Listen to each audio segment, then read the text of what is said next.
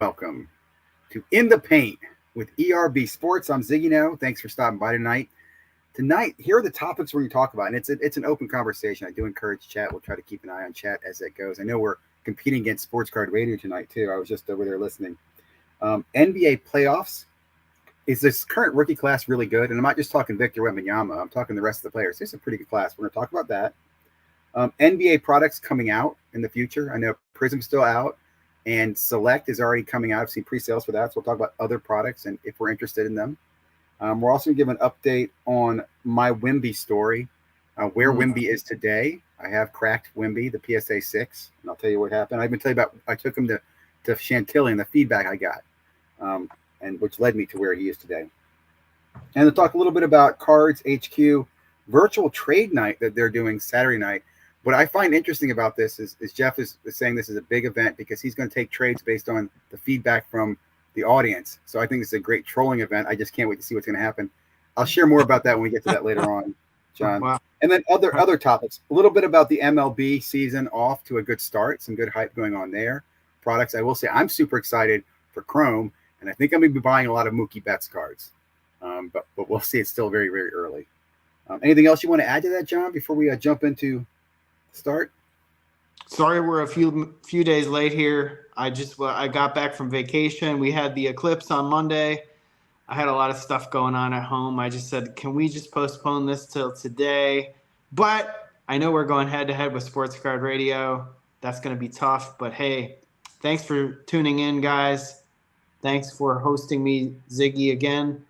Cannot thank you enough for these opportunities. And I tell you what, the only other thing I would mention is racing season is in full swing here. They just had the Indy 500, not really a qualifying day, but more like a practice day at the Speedway. Yesterday I got kind of washed out, but it was pretty cool to see the hybrid this year is going to go live at the 500 and later in the season. So that's pretty cool. Let's talk about betting. It's funny. I've actually been using the Fanatics app to do betting now, and I will be honest. I want to accumulate enough Fanatics bucks to buy cards with it. It's terrible. It's terrible. Like when I make bets, I'm calculating my fan cash award, which is absolutely terrible. It's absolutely terrible. We'll add that as well. So let's kick it off by talking NBA. What are your early thoughts? Are you doing any NBA products? You're looking at this class. Are there other players you'd be prospecting or wanting to collect? What are your thoughts right now on the NBA and the rookie class? Well, obviously everybody knows the obvious one, Wemby. Yep. I would say there's a couple other good guys in there. Brandon Miller is emerging a little bit. Very much so. I think there's a couple guys for the Rockets that are decent, but it's still way too early to tell for sure what's going to happen. I mean, all you need is the right player movement this offseason, and the next thing you know, one of these guys gets a ton of playing time and nobody saw him coming. Last year that guy was Alperen Şengün, right, for the Rockets. When they shipped off Christian Wood, they shipped off a couple other veteran players, and then they brought that guy and he just shined, right? So I think you got to look at it somewhat with an open mind, though. When you look at that, where's the player movement going to go this offseason? Where are the teams that are going to give these guys a chance, right? So that's the ultimate thing that you're going to need. Teams like the Pacers, they drafted, I think, Jarace Walker last year. He was supposed to be pretty good, but now the Pacers are in the playoff mix, so I don't think he's going to get any playing time anytime soon. But like you mentioned as well as I did, Brandon Miller is going to get a ton of playing time for the Charlotte Hornets. You're going to get Scoot Henderson get a ton of playing time for the Portland Trailblazers. Keontae George for the Utah Jazz is going to get a ton of playing time. Just like you had a couple years ago as well, like with the Oklahoma City Thunder, when Jalen Williams got a ton of playing time, and then Chet, and then before that, Josh Giddey. Obviously, he wasn't really that great, but I would say pay attention to the teams that suck. Yeah. Well, it's funny. I feel anything can happen. I love basketball because I still feel like basketball is a 3-year maturity. Like you give a rookie 3 years before you have to really make a decision. If you have the patience, I don't want to go into prospecting, but a lot of these players take time. It also is about if they're going to get a move or if someone's going to move to their team, right? Like the Rockets have been looking good. They made a chase for making the play-in. They didn't make it, but they looked really good at the end. The Pistons still look like a mess. You know what I'm saying? Oh yeah. The Wizards are another franchise that I wouldn't touch. And if a rookie goes there, I'm very skeptical because I feel like you have to leave Washington in order for anything to happen. San Antonio, I like what not only is Victor look good, but he's making those other guys around him look good. You know what I'm saying? So Yeah. I'm super excited. I think it's this earlier. I really, really want to see the Thunder go all the way. That young team, man, I would love to see them go all the way. It was heartbreaking to watch the Kings the other night. I think it was Tuesday night. Yeah. The Kings were up 20 in that game, and my God, they blew it again.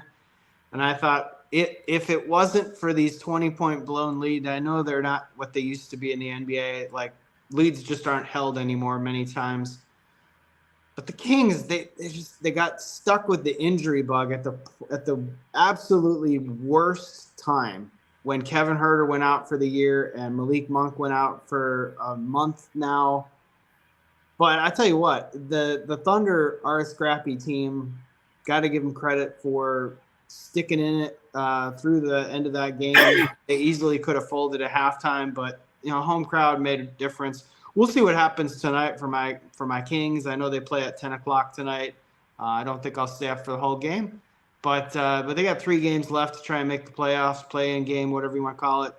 A little disappointing. One thing I will say, you mentioned about up-and-coming talent in the NBA. One guy for the Kings, I hate to tout the Kings again, but this guy never even had a rookie card. The guy that I'm going to mention, Keon Ellis. Yeah, Keon Ellis never even had a rookie card. He was a two-way player going into this season. Halfway through the season, he gets basically a rookie contract now for the Kings, and he is lighting it up. So he is absolutely playing great. He filled the role with Malik Monk going down and Kevin Huerter going down. He's obviously can change when guys come back, but it's so good to see a young talent like that. Any college cards? He does, yeah. He has a couple of RPAs from Alabama. Interesting. He wasn't even drafted. Is the irony of it. He wasn't even drafted, and he is now a starter for the Kings after being a two-way player for about 2 years. And it's funny. That's not something I would chase, but it's something I'd love to see what the reaction is. It's a great story, right? Yeah. That's what dreams are made of, right? You want that guy to be part of a catalyst that got somebody to somewhere, right? Like Gabe Vincent did with the Heat last year, and then he ended up going to the Lakers. You'd like to see guys like that make part of that run.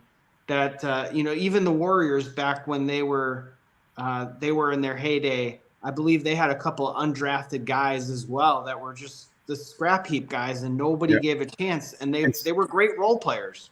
So did Cleveland. Remember Matthew Dellavedova or whatever the guy's name was? That's another one I was thinking of. Thanks for thinking of that one, because you just never know, and it's so great to see. I mean, I'm sure every team has one where a guy came out of the G League, or just never know. My boys and I, we were ripping Prism basketball back, and I think it was 2016. I think we were opening the 14 or 15, which I think it was the 14. And again, this was a cheap product back in the day. My boys were out and I were opening it. And we were excited because we got a Matthew Dellavedova, whatever the heck his name is, gold auto to 10. In the same pack, we got the what was it? My son said rookie for the Bucks because he couldn't say Giannis. We got a Giannis base. Giannis, yeah. Yeah. And I have a video of that funny. too. And we're excited about the rookie card, about the rookie gold auto. We're like, oh, this is awesome. He's in the game. And no one gave a crap about Giannis back then. And then you fast forward and Giannis's card is worth thousands and that card's worth nothing. So it just kind of shows you the funny. It's funny you mentioned the NBA right now. What I have been noticing, like I said, I've been betting recently, and I'll just quickly say I've been doing like $10, $25 bets. But I've been doing some reckless betting. And what I've been doing is, and this is not a recommendation because I'm not good at this, but it's working. I watched games where, for example, the other night, the Clippers were heavily favored by like 13 points. Okay, the Dallas was favored too by a lot of points, and both teams were down early. In the first half, they were down, and the odds switched heavily. Right? Yeah. I mean, huge, from like negative to like positive. So I did a double parlay money line on both games because the teams are down, and they came back and won. And I almost thought to myself, this is too fucking easy, right? So I watch other games where the team sucked, but they would get a lead early on. You bet heavy on the favorite, who's now an underdog, and they won. Now it failed on me a few times too, but when it hits, it pays pretty damn well. Like I think I put $15 in on the Clippers and the Dallas team, and I won 150 off that because both of them were down. I think one was down by 10 points, the other was down by 2, and they ended up winning both games. So, you know, it kind of reminds me of the NCAA tournament. We just had the final game here. People said they bet every single underdog in the first round because of the money line bet. They just bet they just bet individual games, all money line, and they actually came out ahead because the underdogs were such underdogs that all you needed was a couple of them to hit and you were fine. Yeah. And that's crazy. I know. I heard other people did that too. To me, it's just what blows my mind. Again, I'm an old gambler. The fact you can make bets in the middle of the game, I think, is crazy. And here's another good example. In that same bet I'm talking about, I originally started that bet as a 2-game parlay taking both money lines, and I cashed it out because they were losing. So I put like $25 in. I cashed out, took my $5 back, and then I bet 15 to win 150. The idea that you can take money out of a bet, put it back in the middle of the game is just mind-blowing to me. It really is. It's new to me this week, I guess. So not something I recommend, just something I found out. And watching these trends in basketball, like right now, most of these teams don't care about playing. You know what I'm saying? Because they are locked in their positions. The East is decided. I think the East is only playing for who gets 8, 9, and 10, but everybody else has been eliminated. And I think there's only 1 or 2 more players or teams to be eliminated in the West. It's almost decided there as well. The 9 through 10 or 1 through 10 has been identified in the West. So I would say this. I know as far down as the Kings or the Lakers or even the Warriors now, you have the Rockets are the team on the outside looking in, and I don't think they've won enough games to be guaranteed a chance at this point with 3 games left.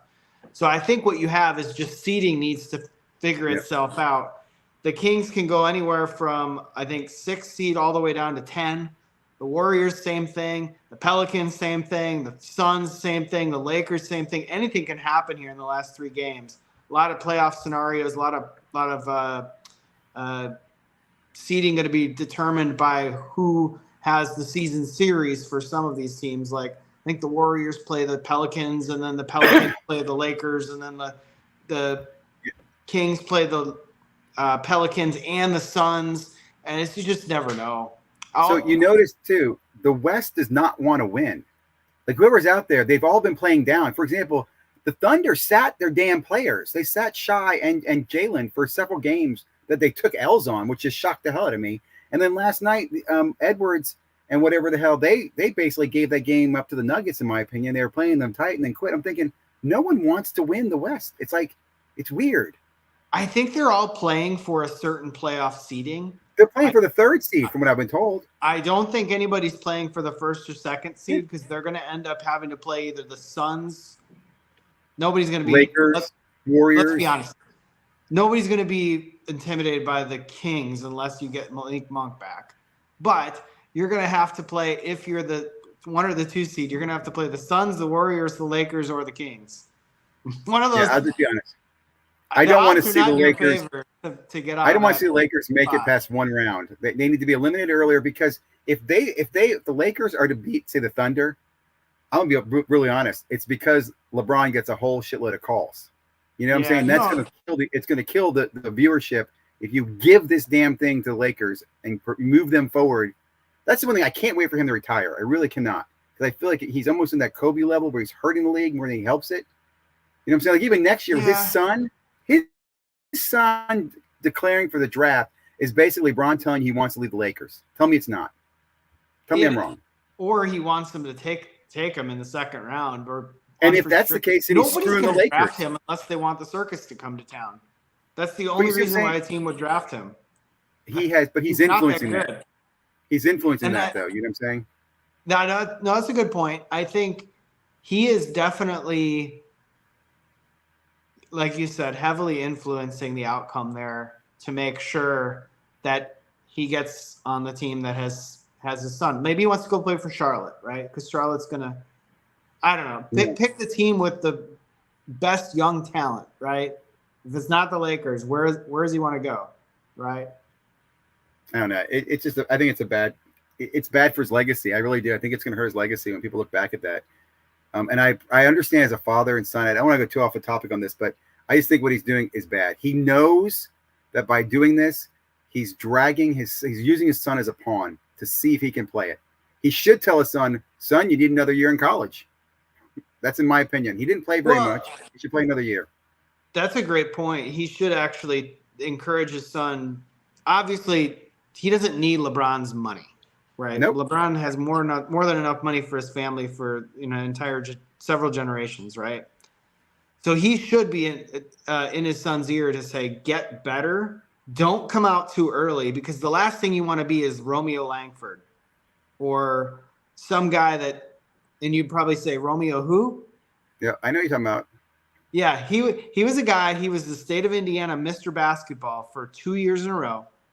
He went out early in the draft for the Indiana Hoosiers.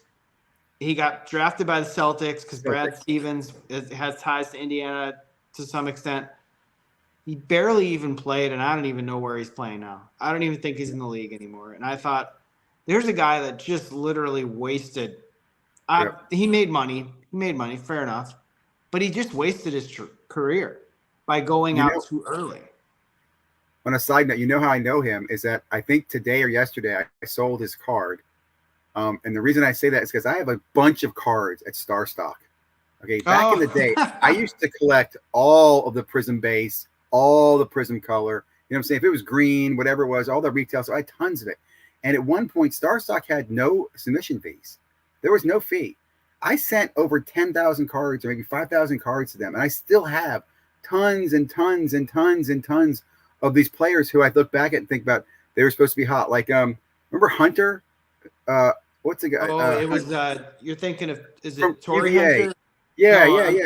DeAndre Hunter. DeAndre Hunter. I mean, there's so many of these guys that you look back and go, man, I have his color and that green and this red, and nobody. I can't give these cards away on Star Stock for 10 cents at the floor right now. It's, you know what's crazy though, to some extent, I would say this is true about all sports cards in general. And many people say like, oh, only a few go to the moon and a couple others, stay steady, and many of them go to zero. But some of these guys, they did play in the league.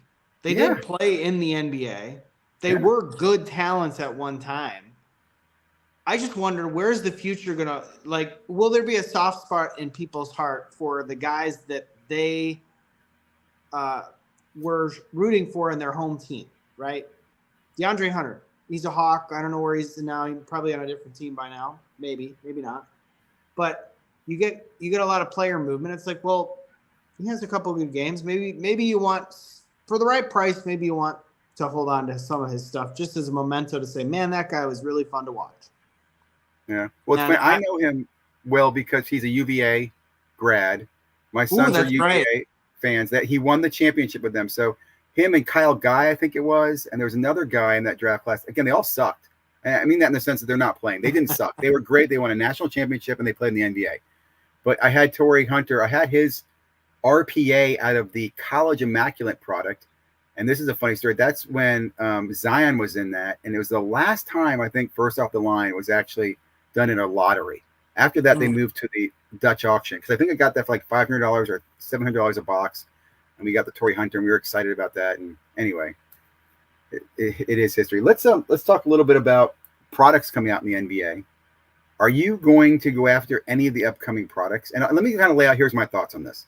Okay, we're in Prism season right now, and Prism is pounding, right? I mean, people are getting life-changing cards in freaking Prism Fast Break and Prism Choice and Prism Monopoly. I mean, thousands of dollars in these Wimby cards, which blows my mind.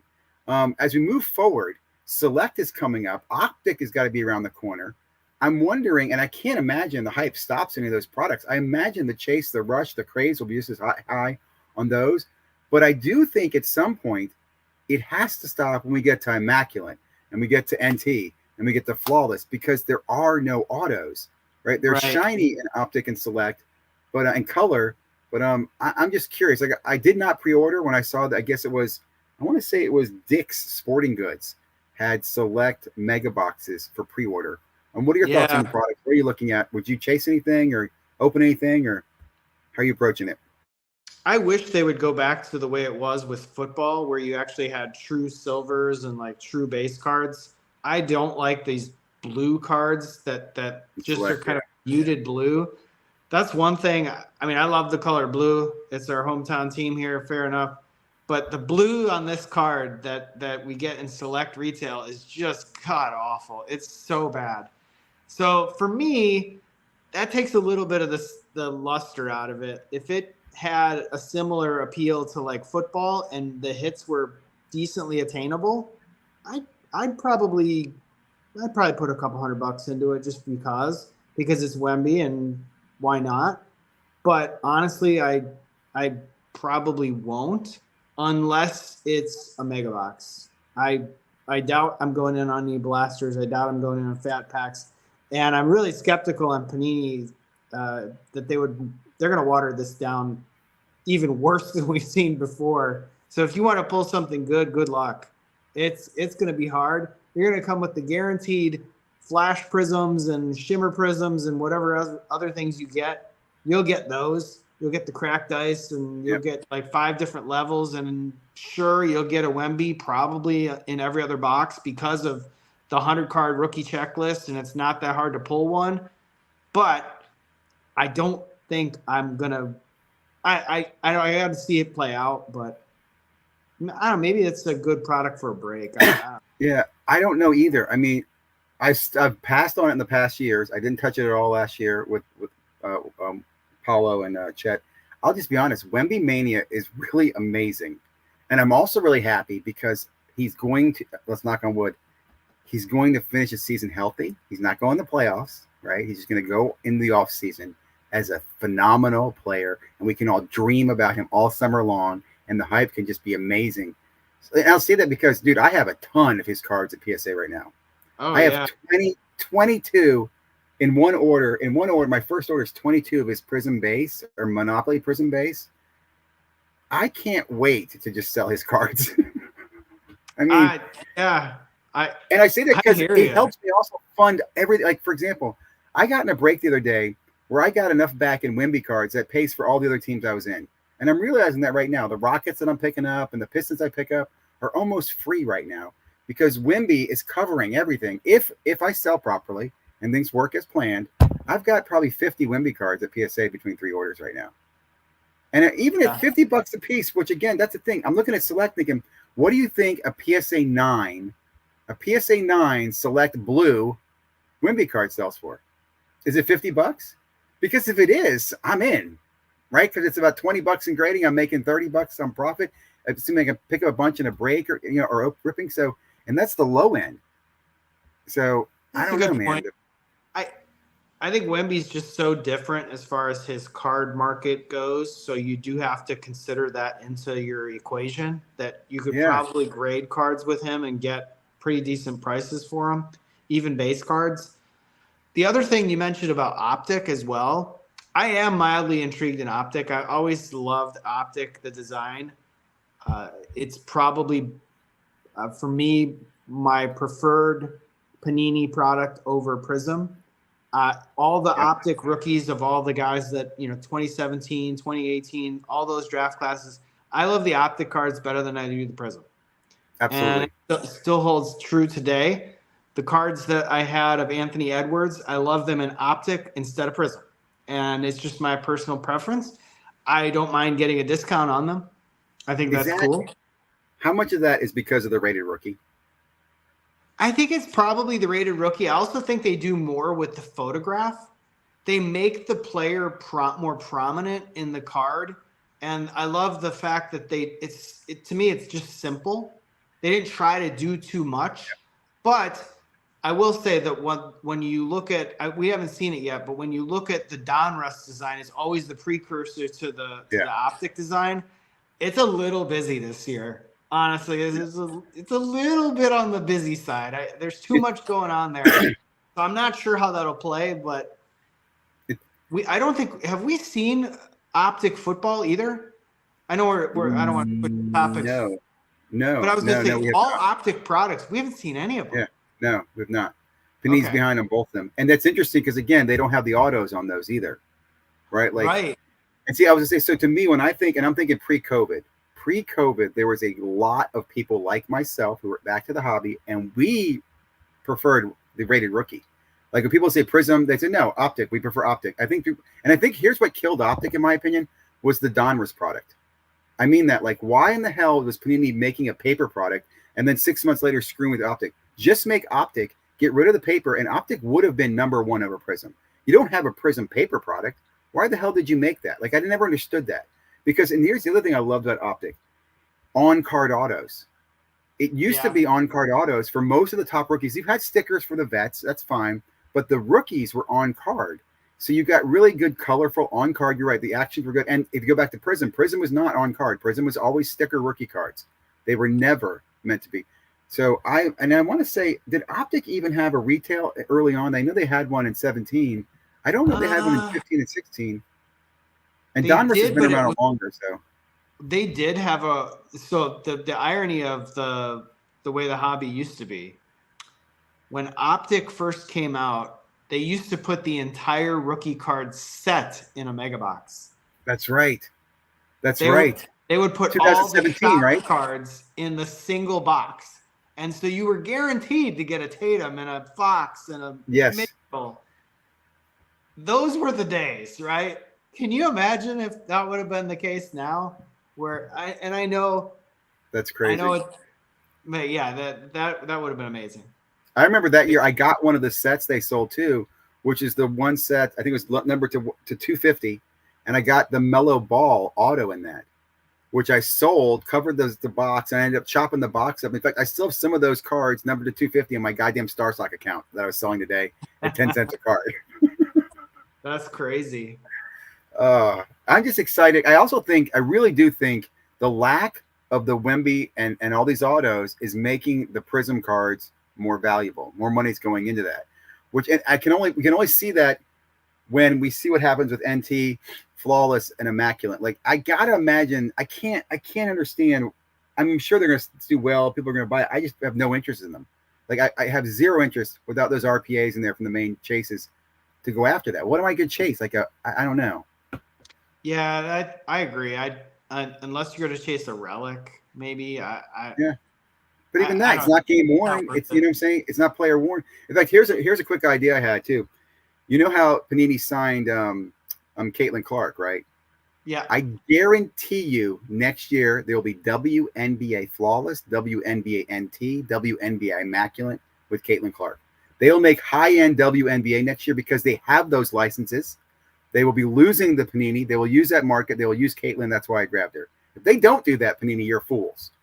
Because people would actually buy, like, they won't buy NT WNBA now, but they would with Caitlin Clark and that Paige woman and the Angel Reese. There's enough good women coming out of the hype right now. They could make a really premium product, in my opinion. I wouldn't buy it, but I could see it doing well. I could definitely see it doing well. I think one other thing, I don't want to get too far ahead of myself in terms of where Caitlin Clark's going to go play, but she should be playing for the Indiana Fever next year, which is right here in Indianapolis. Yep. I think they're going to, if fingers crossed she doesn't change her mind, I think she's going to be prominently featured in the Indianapolis 500 as well, either as the pace car driver or the honorary flag stand person. I guarantee they're going to use the heck out of her as far as marketing goes for that. I know it's on an NBC affiliate, not a ABC or whomever would cover the WNBA or ESPN, but I guess that would be an opportunity missed if they didn't do that. They did it with Halliburton last year. They actually had him drive the pace car, which I thought was pretty cool. when he was not a rookie anymore, but he was his first full season for the Pacers. So I know this city does a lot of those things as far as hybrids across multiple sports. So we'll see what happens. But yeah, I agree. Panini would be stupid not to put more products out for women's NBA if she is that popular. Yeah. I was just thinking, I'm going to change topic a little bit and added something as well. I'm thinking about her and made me think of, was it Ionesca? Right? Because she was the last big hype. Yeah. Right. And she was the Kobe's, worked with Kobe's daughter and stuff. Yeah. Would be at Fanatics Fest. I didn't have this in the agenda. Did you see the announcement about Fanatics Fest? I heard about it today. I didn't look at the actual rundown of who's going to be there, but that is interesting. Here's why I bring it up. I did a video on it real quickly. You can go to the website and check it out. 3 days, Friday, Saturday, Sunday, Javits Center, in New York City. They have Ionesca is going to be there. Tom Brady's a big name. Jeter is going to be there. Gary Vanderchuk is labeled there. PSA is a sponsor. Here's what caught my attention. There's a VIP pass. And one of the things the VIP pass gives you is early access to Topps product drops. Now that caught my attention. Okay. Because I'll be honest, that's why I go to the National, right? For those chasing those packs, chasing the products, whether it's the black boxes. That to me, I don't care about trade show. Trade shows don't have that stuff. You know what I mean? I'm just thinking the difference. This could be cool. And also Fanatics, they also have a bunch of other things in that VIP package. VIP package is basically $500, by the way, for the weekend for one individual. But I'm really considering it. Oh, wow. Because they also give you some gift cards, like you get Fanatics Live and some other stuff. But I think the product drop could pay for itself. If you think about some of the products that Panini's dropped or Fanatics has dropped in the past, first access, early access is very important. In fact, I'll even tie this into one thing I'm planning to do myself with my Wemby cards. I'm going to sell my Wemby base and try to get into one of the Wemby autograph drops. When they do the Panini, the Topps, I'm sorry, I keep saying Panini. When they do the Topps autographs, I feel like that's the best way to get an auto. And obviously there's not going to be many of them. So I'm just thinking about ways, what Fanatics is doing. I'm pretty excited about Fanatics Fest because, again, Fanatics is doing something big. They're adding product to it. They're adding some celebrities to it. It's 2 weeks after the National as well. So interesting timing. It is. Yeah, you would have thought that they would have tried to get out in front of that one first, maybe. But I don't know. Here's my thought. I really think the people of Fanatics have no clue what goes on in the sports card community. You know what I'm saying? Like, I really don't think they're dialed in at all. Because when they pick their influencers, they'd have no clue who they're picking. Like, oh, this one looks great. And I really think when they pick their trade show, they're like, I don't know, August 15th sounds great. It's beautiful in New York City. I want to be, I don't know. I don't think they care. Someone's also complaining because it's the same time that New York is hosting what they refer to as and I hate this term, the East Coast National.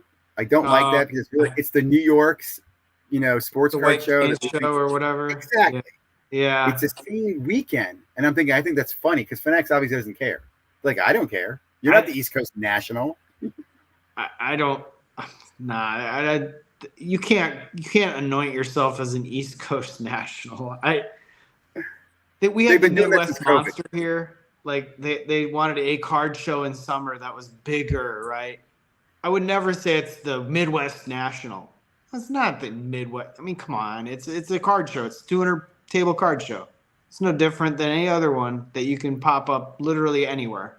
Yeah. So I have East Coast National. I don't see it. I give credit to Nashville just for the name. They call it the Nashville, no, or the National. They twist the name, but I'm like, anyway, I'm excited. Check out the Fanatics thing. I don't know if you'd even consider going. I don't think I could do a full 3 days there, so I have to look into it. But I definitely, for me, I'm in DC. I could easily take the train up for the day and come back the same night. You know what I'm saying? And sleep on the train if I wanted to and get a day's worth. Like I'm probably 90% likely to go for at least one day at the event. And I'm very interested on that product drop part. So we'll stay in touch to talk about that a little more. I'll definitely check it out. I know that I wasn't going to be able to go to the regular National this year. I just don't think it'll work timing-wise. But yeah, you talked about that with your son going to college and stuff. So I don't. Yeah, just trying to make sure he gets proper summer before college. I know it's sort of corny to say that, but I don't think we're that's empty nesters now, so we need to savor. Gotta savor it. I don't think it's going at all. I think a lot of, like, first of all, this national I think is going to have a major drop down just because this change of venue and momentum and hype. There are a lot more people dropping out of the hobby. I mean, the people coming in, but there's people losing interest who aren't going to be there. I mean, I also realize it really is a trade show. It's not. I mean, I went to the national in 2016. It wasn't that super exciting then. It's more exciting now because there's more corporate sponsors, in my opinion. I Mm-hmm. like that part. They add some gamification or some stuff to chase or whatever to the thing. So I don't blame you for not going. Um, I in will fact, I miss out will. on the Tops packs. That'll be my favorite thing that I do. I Yeah. figured I can get those cards Well, anywhere. I let's talk because I'll be on site. Okay, so we can work a plan. I'll get you some of those packs. You know what I'm saying? That's the thing is I think there'll be a way that you can enjoy the national without having to be at the national. You know what I'm saying? yeah, I want to I talk a little appreciate bit too. I'll transition into. I went to the Chantilly Trade Conference, Chantilly Sports Card Show this weekend. Um, and I will quickly comment that both Flipping Steve and Neo did videos on this. They both came to the show and they both were not happy with the show, which I thought was really interesting. I can't disagree with them. A lot of it had to do with repackers and what's going on in the community and buying and selling. I'm not going to disagree with that. I will tell you my experience. I went there with my Victor Wembanyama, my gold number to 10 PSA freaking 6 to get opinions from people about it. What should I do with it? Anybody want to make an offer? No one wanted to even touch it or make an offer, right? People are like, I don't know what I would do with that. That sucks for you, man. The best advice I got, honestly, was from Mr. Minty. Okay. So I went over and if you got following guys, there's Kurt's Card Care and then there's Mr. Minty. And I went to Mr. Minty and I said, look, what do you think of this card? And he looks at it, he goes, it is a factory crease. And I said, what do you mean a factory crease? And he explained to me why it's a factory crease versus a crease and all these differences. And his whole explanation was you need to return it to Panini because they would recognize this is a factory defect and they should, he goes, I don't think they're going to be able to replace it, but they should have something of value that they should be able to replace or give to you in addition to it. And I was like, you know what? That's probably the best argument of anybody out there. Like some people are like, oh, just put it on for sale for 99 cents, and put notes on it. Or I'm like, I don't think that's a good idea, Or what was another one? Repack it, sell it to a repacker. I'm like, well, I don't think that's a good idea either. So I did on Monday. I shipped it to Panini, and now I wait to see what's going to happen. Now, I didn't speak to anybody at Panini. I just filled out the form, shipped it away, and now I pray. Where was the crease? It's so in the middle of the card where the black and gold borders can touch, under the ball, there's a small little crease. And I'll be honest, man, it is extremely difficult to see it. Oh, wow. But when you see it, it's like it glares. I will give a shout out. Neo saw it when I did a video. He's like, oh, it's right there. There's a crease. There's a crease. I'm like, where? And then I even said when I was looking under the loop, you can't see it at certain angles based on the light. And other angles you can. But what a pisser, man. What a complete pisser. Yeah, so I'm excited to see what happens next. I have no idea what to expect. I mean, I have dreams and nightmares at what Panini will do. I guess what would be pissed me off the most is if they did absolutely nothing. Yeah. And I saw Neo get a card where that's what they did. They sent it back to him and they did nothing. Now his reason was it was over the year. Mine's really recent. I have all the evidence. We will see. Yeah, I'm very curious on that one. If I was in your shoes, I probably would have done the same thing, given that you sought other alternatives as far as what to do. Like, do you take it? Like, if somebody literally said, like, oh, no, there's a defect on that card that's from the manufacturer, that's not ever going to get a 9, not ever going to get a 10. There's nothing they can do about it. So you actually need to take that up with the manufacturer. I probably would have done the same thing. The worst they can do is always send it back to you, right? They're not going to keep your card. So I agree. I guess the worst thing would be is it gets lost in the mail. Right. Okay. I mean, that is a potential. Like, I get a box, it's got a hole in it, and some FedEx guy stole my shit. That would be the worst case. But I don't know. It's interesting. We will see. I definitely pisses me off though, man. And I'll tell you, here's another thing. I did speak to Jeff Wilson at Chantilly about this card. And I even said to him, I said, what really frustrates this, Jeff, is why don't people like you have a relationship with Panini where you could call them? Like, you could buy this off me for cash. You should be able to call Panini and make sure they make it right. Yeah, I don't have a good relationship with Panini. I said, I know you say you don't, but that's a problem for the consumers. Like, what good is the local card store if you don't do anything to help the consumer when you have a factory defect like this? You know what I'm saying? Like, in every other industry, the point of sale takes the responsibility for a defect from manufacturer. If my TV's broken, Best Buy replaces it. You know, and I understand the local card store can't replace a card of value, but they should at least have the relationship to step in to talk to the manufacturer and help get it. Most of them just go, you're screwed, son. You know, you have the UPC code. Here's my favorite one. I remember going to Blowout one time, and this is years ago, and I needed the UPC code for something. He goes, well, I'll sell you a box. I'm like, that was really nice of you. That's really kind of you to sell me a fucking box. You know, not even like, oh, I've got a ripped one in the back, or I got an extra UPC code. He's like, I'll sell you the box. You know, that's not helpful. Yeah, no, you're 100% right. The consumer has, in many cases, the manufacturers, I think for the most part, they try to do the right thing. At least some of them do. I know Panini has terrible customer service, and I know Topps isn't perfect. Fair enough. But I think for the most part, they try to do the right thing. But it does seem like they could have a lot more, I think I would say, autonomy pushed down to the other card shops to have some discretion there to say, I'm going to make this right. I'm going to do loss prevention now with this manufacturer, and I get so many per quarter or whatever a year so that I keep my local customers happy. The last thing I want to do is give my customers the runaround so that they stop buying product from me, right? That would be bad business. Yeah. And the reality is, I don't see it happening. I really think the future is more, Fanatics, one license, one customer service. And that's why I even say this too. As a consumer, I'm building up all my Fanatics points I can, whether it's in betting, I'm moving all my gambling to Fanatics Live now, or Fanatics, whatever it's called. I'm doing my breaking as much as I can at Fanatics Live. I signed up for the PSA Collectors Club, and I got my $60 break credit. I'm looking to use that. And I'm also getting ready for what they do. Like, I will say, one thing I learned this year is how interestingly they've used the autographs. You know what I'm saying? Like, there have been almost no Brandon Miller autographs. I don't think Scoot had any autographs. There was none Levis autographs this year. Not many Bryce Young autographs this year. I mean, it's very interesting. I mean, they've choked off and changed that whole market in many ways. You make a great point as far as the lack of using what you have by Fanatics / Topps, right? That you're using the heck out of Wemby. You're using the heck out of CJ Stroud. You signed all these other guys, and you're not doing a whole lot with them. And it's for the – here's what I think they're doing. I think they're holding it back for when they have a day in the sun, and they're like, hey, look at this. You want your Brandon Miller autograph? Now you're going to pay for it. It's going to be $400 because we would have given it to you for $50, but we're not stupid, right? I think that could be. If you think about it, it's like you're like, Brandon, have a good game. Have a really good game. And then we're going to put cards on the website. Yep. That can happen, and that's really shady, but that can happen.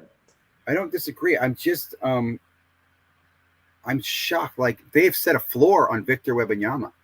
He's at least a $2,000 autograph. I mean, a minimum. And I'm perplexed by how, like, I think SCV Sports Car, the dude, I can't remember the young man's name, but he said the same thing. They're wasting these autographs by not signing. Like, for example, they have Levis, and he has no autographs this year. Most of his autographs are not in Topps. They're not Panini, but they're not even Topps either. They're like Leaf and stuff. And I'm wondering, here's my question too. At what point is their rookie year over? Like in football, can they put out CJ cards in the summer and call them rookie CJ cards before the season starts? When does basketball? Can they put out Brandon's? Can they put out Victor autographs up until freaking October next year and call them his rookie autographs? They've really just kind of. I don't think they care either. You know what I mean? Like, do we have to go through another year of this? Well, at least. And it's going to be worse next year. So it's going to get worse before it gets better. That's the sad part. And that's kind of why I just wanted to get out of the rat race a little bit. Yeah. I still am out of the rat race. I'm I'm spending all my money on non Panini, non-top stuff, but I'm having a hell of a lot of fun over here. I understand. That's the thing. I'm having fun too, and I guess if you're having fun, but it's a very different landscape, and I don't know, man. I don't know if it's like 5 years from now when the dust settles and Fanatics has one license. What are we gonna look back at this time period and think? Especially with some of these players. I mean, there's been some phenomenal players coming out. So this could be the future quarterbacks and the future baseball players, and Wemby could be big for the next few years. So it's challenging. It's challenging times. My cat is doing something over here with the outlet. No problem. Next topic I was going to bring up anyway, I don't know if you can hear me, was Sports Card or Cards HQ. Jeff was talking about, his innovation and all the stuff they're doing. Like I said, I did see them at the Chantilly show. They were definitely buying. I would say, though, everybody was buying selectively. People were not buying a lot of big name cards. They're buying a lot of like mid-range stuff, and they're paying 60-70% from what I saw going on. But one thing that Jeff mentioned is this Saturday night, he's doing a live trade night. And he's going to be taking trade. And I'll just go from what he said. He's going to take trades. People are going to come into the show and they're going to say, hey, I want to trade you this for this. And he's going to look to the audience, us, to decide if he should make the trade or not. Now, this to me, I think is absolutely interesting and hilarious. Like, how is that not inviting a ton of trolling? And I'm curious to see if he actually sticks with this. Probably. I mean, I'll say this: at minimum, it's got me curious, and that's why I was watching Sports Card Radio earlier. I wanted to see if they're going to organize or their comments were or their involvement. So yeah, that is funny. The other day I get emails from our card shop here in Indianapolis, the Indy Card Exchange, and they try to do some cool things from time to time. So they have the Indianapolis Indians, which is an affiliate of the Pittsburgh Pirates. They're going to have a trade night at the Indians game, which I thought was pretty cool. Cool. I'm not a huge fan of trade nights. I don't usually know how to intermingle with the people that – honestly, when I go to a trade night, I don't play in the football market. I don't play in the high-end basketball market. My tastes are very singular. It's Steph Curry, De'Aaron Fox, and guys that I grew up watching. And that's it. And I just literally, here's what I figured. I'm going to go to a trade night, and I'm never going to find those guys unless it's Steph Curry. And I'm not going to part ways with my Steph Curry to get somebody else's Steph Curry because they're going to want it just as much as me, and they're not going to want anything that I have. So I just figured I don't really like trade nights for that reason, is because I don't feel like I bring a lot to the table that I'm willing to trade that I would think somebody else is interested in. And for that reason, I won't probably go. But the other thing that I will say that they try to do is from time to time is have interesting not shows, but more or less events that happen at the shop like Jeff does. You know me, big racing fan.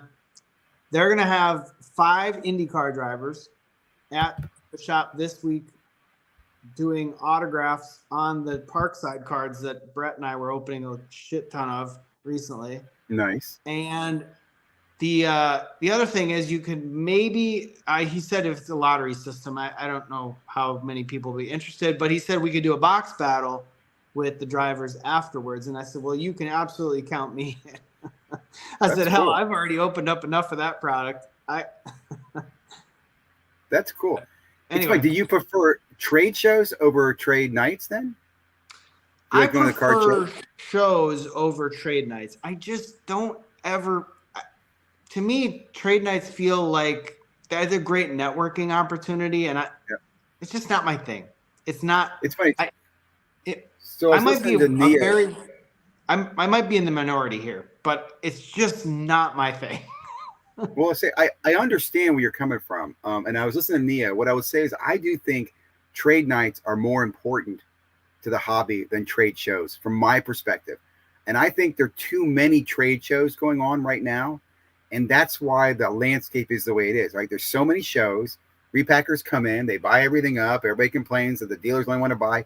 I think what I like about the trade nights is it really is more of an open. There is no dealer. Nobody's better than anybody. You can either be a walker arounder or you can set up your own little picnic table area, right? And it lets everybody kind of be equal in that. There's no, oh, he's a dealer, he's not. So I like that. I will admit that's not my strength either. I don't like to go up and do deals with people. I like my deals are normally, I'll say backdoor deals or deals with people I know. They're cheap deals or with friends. I don't know. It's already negotiated type of stuff. I'm not opening to talk to other people. Not that I'm against it, but my point to this, though, is I think that's important because Chantilly did not have a trade night. And I think that really hurt it because, as Neo said, when you have a trade night, it does give people an opportunity of liquidity that they don't get if you just go to a dealer show.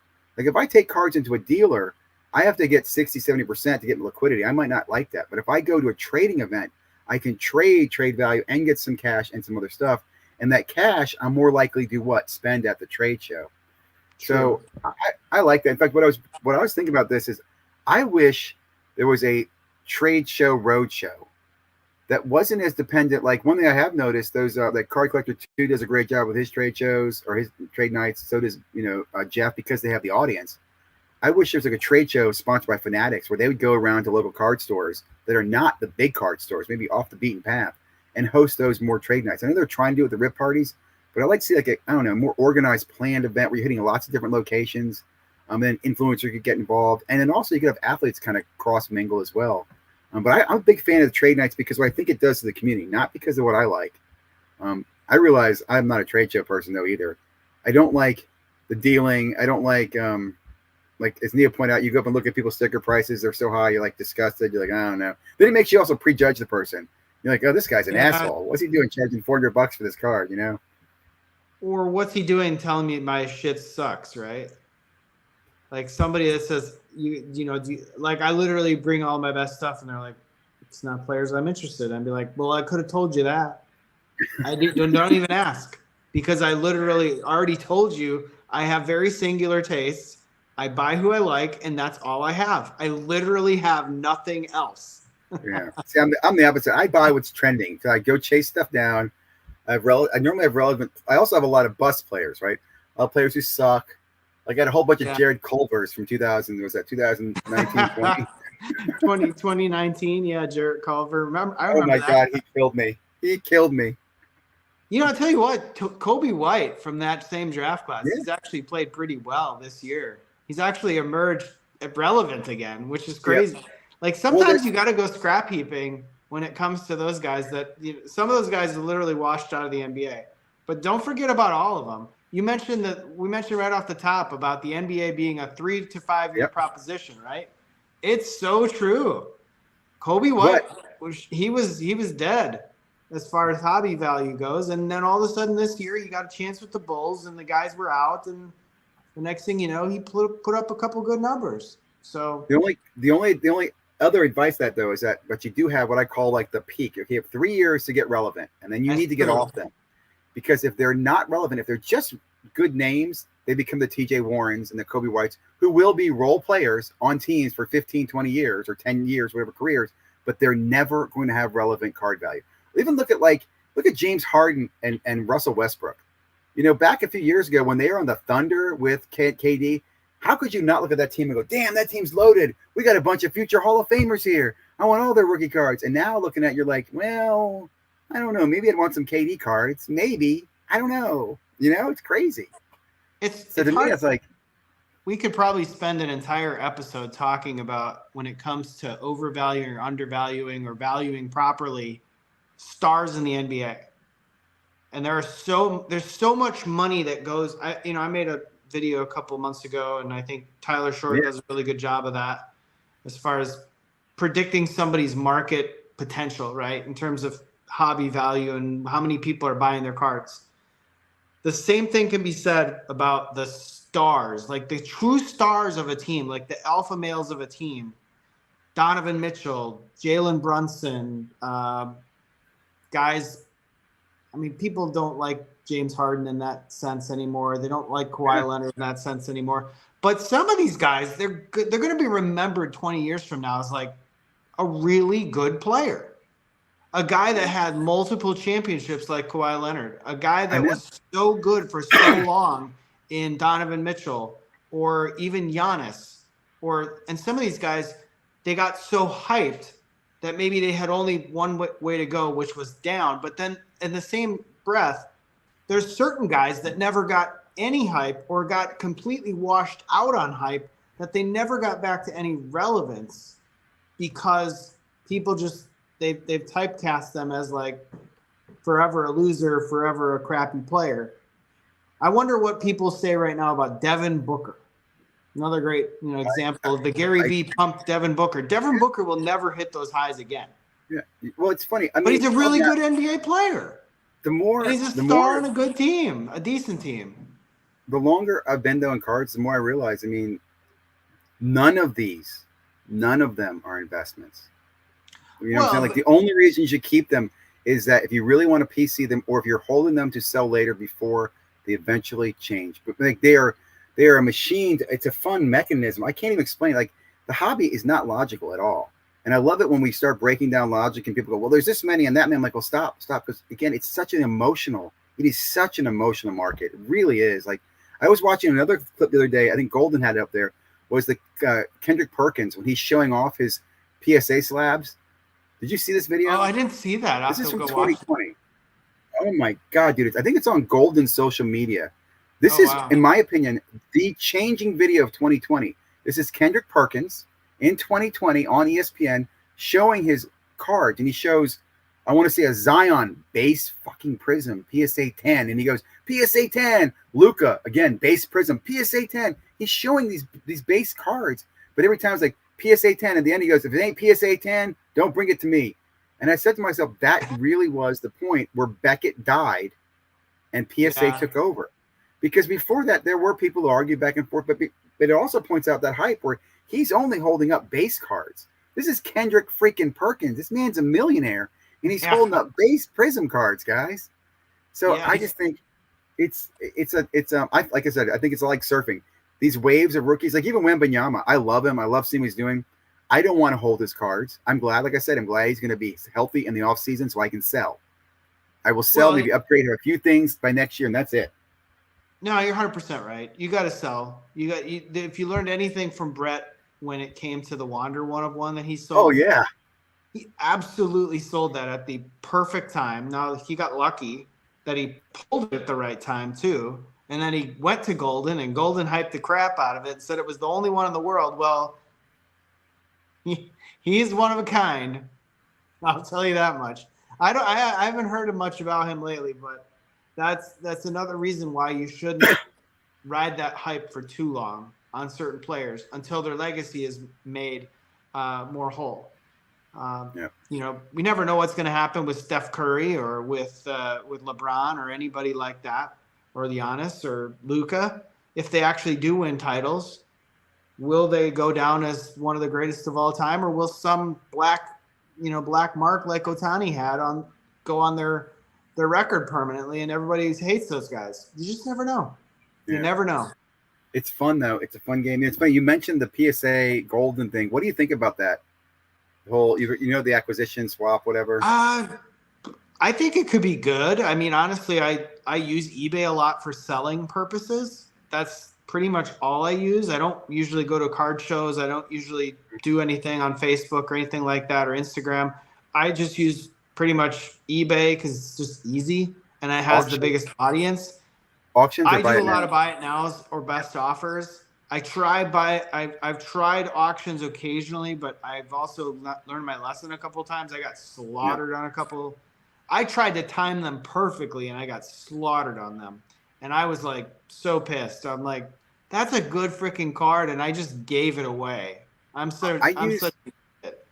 Yeah, I'd rather use DC87. I know it's a consignment, and I pay them, but honestly, they do a better job because people will pay more when they can bundle.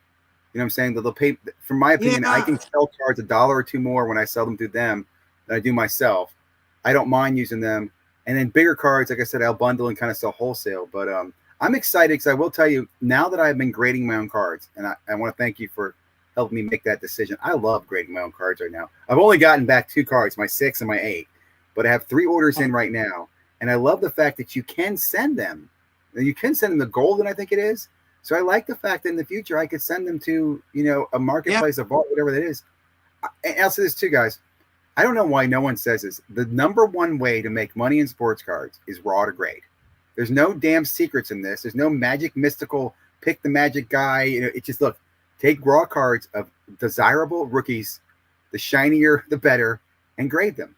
And if you can grade them and then take them to market fast, man, this is going to be fun. I mean, it really is. I'm excited. Yeah, I am excited about it. I think one of the things when PSA offered you want to send it to the Golden Vault, I didn't really feel like that was right for me because but sending it to the eBay Vault, now that's a completely different story because I use that anyway. That's where those cards were destined to go anyway.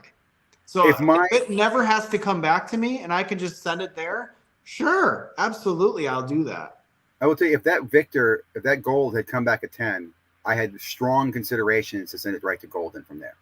Because to me, that card would do well. But you're right. If I'm just doing a Prism, a pink ice or, a typical standard retail card, I don't want to send it to Golden to get auctioned. I'd rather control that myself. But high numbered cards, big value cards, I would use that. I would, it's funny. I don't know. I'd probably use Golden over PWCC. And that might not be the right thing. I just heard more people say positive things about Golden than PWCC, but I don't know. I think Golden tries to hype cards a lot. I think they do a really good job with the high-end stuff. I think that was in Neo's video today and some other people's videos today. I think I would love to have a card that I could use that for. I know Brett did really well on his. He got almost $80,000, which is crazy to think that somebody paid that for that card. Now, how much is that worth, right? So did Brett rip as much? Did Brett rip as much before, or that card helped fund his ripping? No, he ripped a ton before that. Okay. I didn't really know him until a couple years ago, but remember when Tatis was a rookie and Otani was a rookie? Yep. He was into the hobby back in 2018, Series 2, all the way through present day, but he was ripping tons and tons of 2018 update, 2019 Series 2, 2020 Series 2, whatever products. Anyway, he was ripping a ton of that product, selling his Lubob bases for $100 a piece or whatever. So he made a lot of money then, and that funded a lot of his ripping for the following year. And so when Wander Mania was coming, he just was going to buy a box because he was a Montgomery Club member. He didn't actually think he was going to get that card in there. Like that was a life-changing card, for many people for your hobby. Maybe not life-changing overall, but a life-changing card for your hobby experience for the next years. If he plays it right. And and I'll say this too. I definitely have been flirting with the hobby for years as a hobby. But one thing I know is oftentimes it's been profitable for me. But I have not really considered it a profitable center or something to make profit off. And I will tell you, I was talking to my sons about over the summer, and they're getting old. They have no interest in cards, but I'm really thinking about helping them make it more of a business in the whole raw to grade. And I think if you really focus on it, and again, like Brett, I know a lot of guys who rip certain products and do very well on it, right? I mean, whether it's breaks or rips or whatever it is, there are people who are making money in this, and it's amazing. Even with all the people buying, I don't know where it's going, but it's still amazing hobby. It is amazing. I think, I'll circle back to a product that I've opened a lot of recently, a racing product, a product that was new this year. It was first time ever. Even Brett got into that product, and I don't know if he pulled it. Yeah, I saw that. He pulled 11 autos, on-card autos out of a hanger box. I thought there's not a single Topps or Panini product in the world that would have 11 on-card autographs out of a hanger box. No way in hell.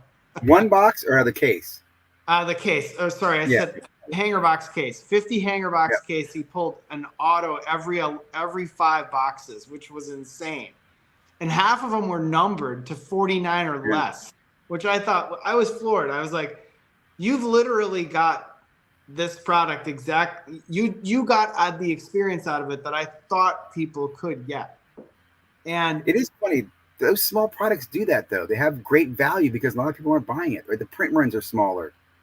They were very small. It's fun.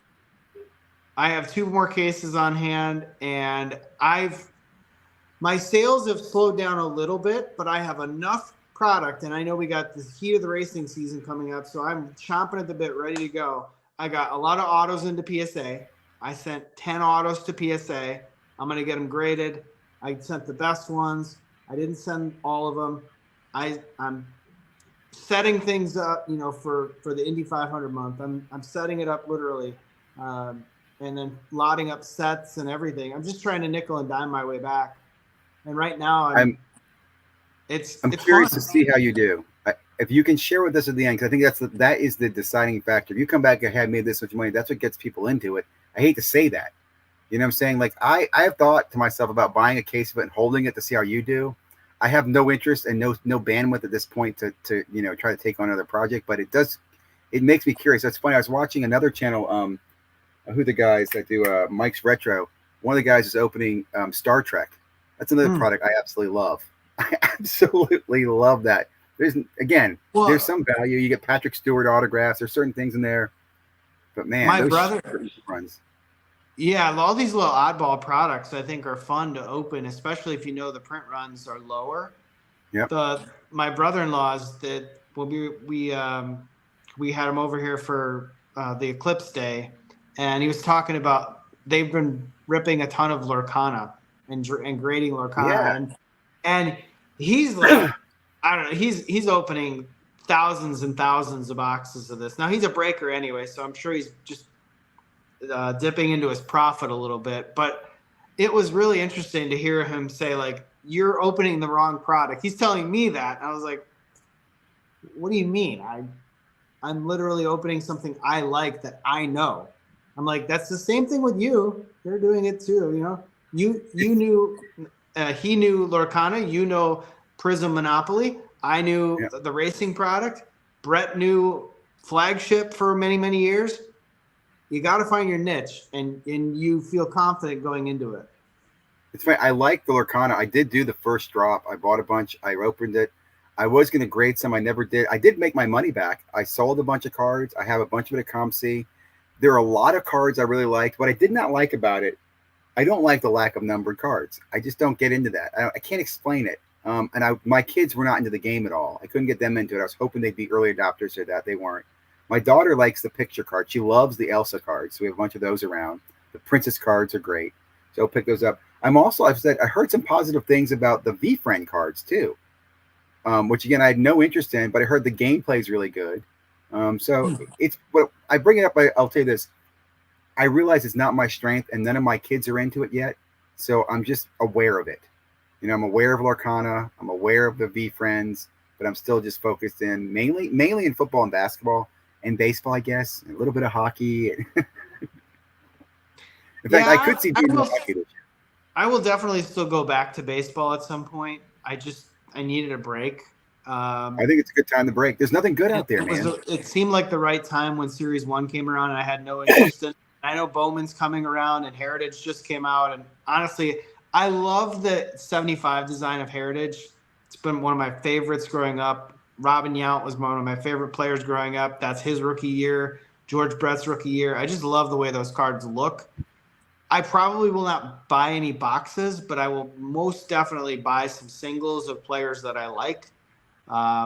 Just have to go find them and hunt them down. Hopefully by the time enough gets ripped and the prices go down a little bit, maybe I can get myself into a decent one for a good price.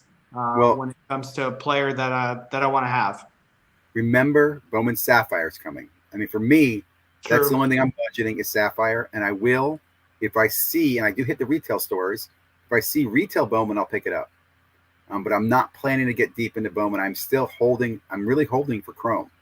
And I'm going to go big into Chrome this year. I'd like to get a case myself, maybe more. But Chrome to me, and I'll do a lot of breaks of Chrome as well. But I'm not going to do Series 2. I'm not going to do any of the other products coming out baseball-wise. I will do, like I said, Bowman Sapphire and maybe some Bowman retail, but that's it. Yeah, and I think Bowman's gotten bad because I don't like – there's too many people buying Bowman. Bowman was fun when it was a prospecting product. And now, I mean, it just doesn't make sense sometimes. It really doesn't. Like, what happened to Drew Jones, or what's his name? Was it Drew Jones last year? Jones Drew? Last year, Drew Jones hype. Yeah, he's just too What young. happened? He's too young. He was Is 19. he good to have? Should I still have him? I would still hold him. I wouldn't be in a hurry to sell. I mean, look, you saw what happened with Jackson Holiday. I know. Although he's like 21, 22 now. But that happened quickly, right? That happened he was in 22. That happened very quickly. Drew Jones was hurt. He was hurt. The Diamondbacks, I haven't heard a lot about him, but he's still really young. I think he was only 19. Another guy, Brian Acuna, who is Ronald Acuna's brother. He was 15 or 16 when he was in that Bowman product last year, or Are you kidding 2 years ago. He was so young, and it was like, well, you definitely take advantage of the hype, but don't forget about him because he's still really young. He's not even 18 yet. Here's the lesson from this, basically, what you're saying. Again, Bowman used to be a cheap product. You could buy it and hold it for 3 years. Today, Bowman's so expensive. At $500 a damn hobby box, you got to buy it and pay and get it to pay right away. And that's the problem, in my opinion. I think right now the real play is let other people buy it and rip it. Wait 6 months, then buy it when the hype is over. You know what I'm saying? And then put it away for a few months or a few years, whatever you have to. I have a Drew Jones orange paper from last year. It's at PSA that I'm super excited about because back then I think it had some good valuation. Now I'm thinking I don't think anybody cares about the guy anymore. But by the time he gets back, they'll come back. They'll come back around with him. I'd say you saw what happened with Holiday. You saw what happened with Chorio getting called up. Spencer Jones almost got called up. Some of those other guys, they're right there. They're right there. There's only so many roster spots to go around. I sold my Spencer Jones off too early. I sold them off like just a few months early. But I will say, baseball is almost too easy in some way because you know who the hot prospects are, and you know that when they get called up, it's a time I don't know. I almost like I'm worried, man. Too many people are doing the same thing. Even when it comes to football, everybody's prospecting football to sell the national. I'm the same way. In the back of my head, though, I'm just wondering, at some point, this is not going to work. You know what I'm saying? At some point, the market's going to change. Everybody can't be doing the same thing and making the same play and it all working out. The way I look at it, the hobby box prices, whether it be jumbos or regular hobby, those are ridiculous. Like they've turned that into a breaker-only product at this point. I think you get slaughtered even buying singles, like of single boxes for yourself for fun. They've taken all the margin out of it. You can't make.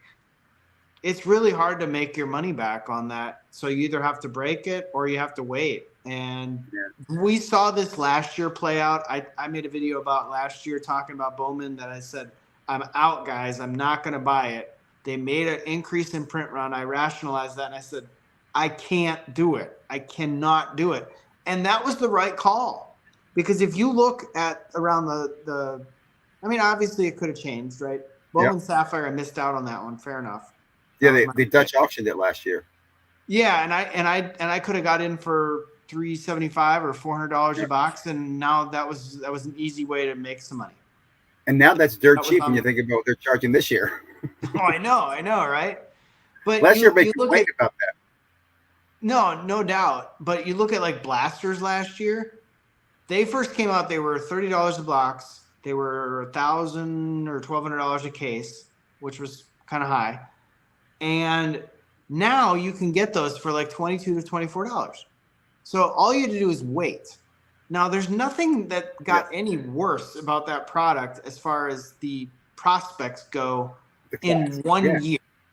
Like there's so many young guys, just like 2022 Bowman when it had Ellie and Chorio and Colson Montgomery and Junior Caminero, who's the guy from Colton Cowser and other guys. Yep. They were in that product, and now they're in the big leagues. And all you had to do is be patient with it. And so there's always a buying opportunity for that some point throughout the year. It may just not be right when it comes out. So don't feel like you have to fear of missing out on doing it. I agree. I will probably do the same thing on Bowman this year. I will literally not buy any of it until much later in the year. If I have any funds available, maybe I'll buy it then. But I'm not going to miss out on Sapphire unless the price is $800 a box. Yeah, I'm the same way. I'm the same way. I'm budgeting for Sapphire. I'm not in this focus on Bowman, and I will say I'm going after Chrome. Part of Chrome is because of the MVP program too. The MVP program helps motivate me a lot in the Chrome. Like I'm looking at, you can buy blaster cases like you guys did.